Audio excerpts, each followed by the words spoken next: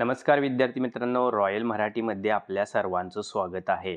मित्रांनो, आजच्या व्हिडिओमध्ये आपण सर जे जे ग्रुप ऑफ हॉस्पिटल मुंबई येथे डेटा एंट्री पदाची जाहिरात आली आहे, त्याची सविस्तर अशी माहिती पाहणार आहोत. त्यामुळे चॅनेलवर नवीन असाल तर चॅनलला सबस्क्राईब करा, व्हिडिओ लाईक करा. तर मंडळी, जसं आपल्यासमोर ही जाहिरात मी तुम्हाला दाखवत आहे, त्या जाहिरातमध्ये आपल्याला देण्यात आलेले आहे की अधिष्ठा ग्रँड शासकीय वैद्यकीय महाविद्यालय व सर जे जी समूह रुग्णालय मुंबई यांच्या महात्मा फुले जन आरोग्य योजनेअंतर्गत थेट मुलाखतीद्वारे खालील तक्त्यात नमूद केल्याप्रमाणे कंत्राटी कामगार भरण्यासाठी पात्र उमेदवाराकडून अर्ज मागवण्यात येत आहेत. तर सर्व माझ्या मंडळी जे आहेत विद्यार्थी आहेत त्यांना एक सूचना आहे की ही कंत्राटी पद्धतीनं भरती आहे. त्यामुळे आपण एकदा ॲडव्हर्टाईज संपूर्ण वाचून घ्यायचे आहे आणि त्यानुसारच ॲप्लिकेशन करायचं आहे. तर आता संपूर्ण माहिती पुढीलप्रमाणे देण्यात आली आहे ती पाहूया. कंत्राटी कामगार जे आहे किंवा पदाचं नाव जे आहे ते डेटा एंट्री ऑपरेटर असं देण्यात आलेलं आहे. आता यामध्ये जर बघितलं आपण शैक्षणिक पात्र जर बघितली कोणत्याही शाखेतून पदवी परीक्षा उत्तीर्ण झालेले उमेदवार उदाहरणार्थ BA, BCom, BSc व BPMT यावरील उच्च शैक्षणिक अर्हता धारण केलेले उमेदवार असणं आवश्यक आहे.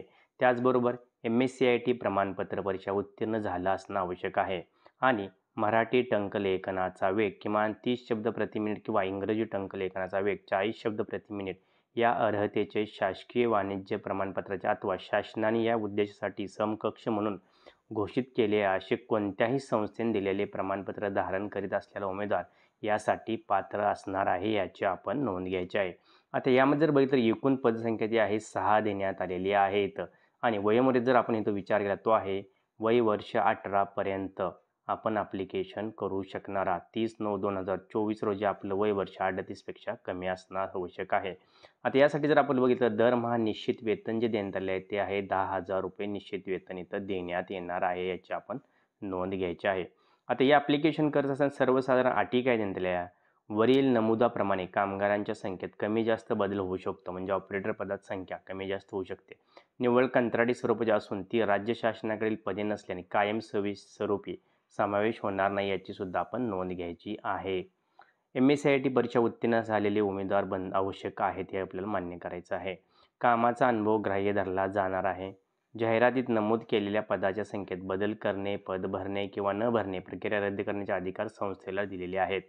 उमेदवारांना निवडीच्या ठिकाणी स्वखर्चाने म्हणजे मुलाखतीसाठी आपल्याला स्वखर्चाने जायचं आहे. उमेदवारांनी मुलाखतीस येताना सर्व कागदपत्रे व त्यांच्या झेरॉक्स कॉपी आपल्या सोबत ठेवायच्या आहेत. सदर भरती प्रक्रियेअंतर्गत निर्माण होणाऱ्या बाबीवर मान्य संस्था प्रमुख यांनी घेतलेला निर्णय अंतिम राहतील याची नोंद घ्यायची आहे. आता यामध्ये विशेष सूचना काय देण्यात आली आहे?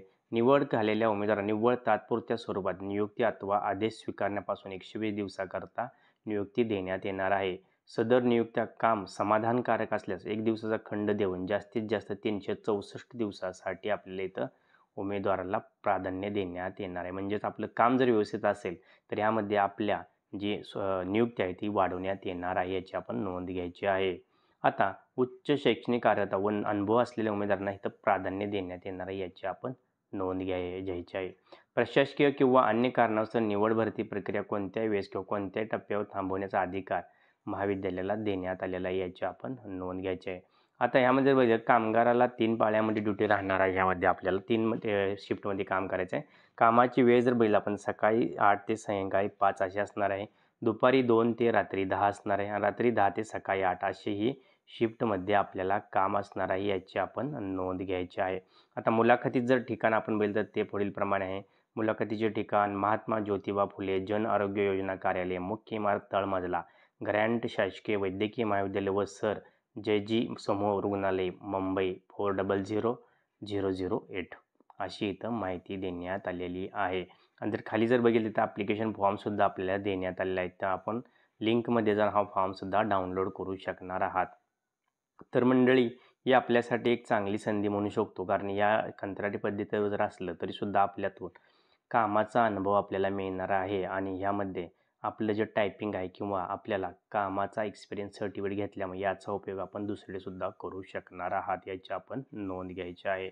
तर डेटा एंट्री ऑपरेटर असल्यामुळे आपलं टंकलेखनसुद्धा चांगलं होणार आहे आणि कामाचा अनुभव मिळाल्यामुळे याचा वापर आपण दुसऱ्या शासकीय किंवा निमशासकीय भरतीसाठी करू शकणार आहात.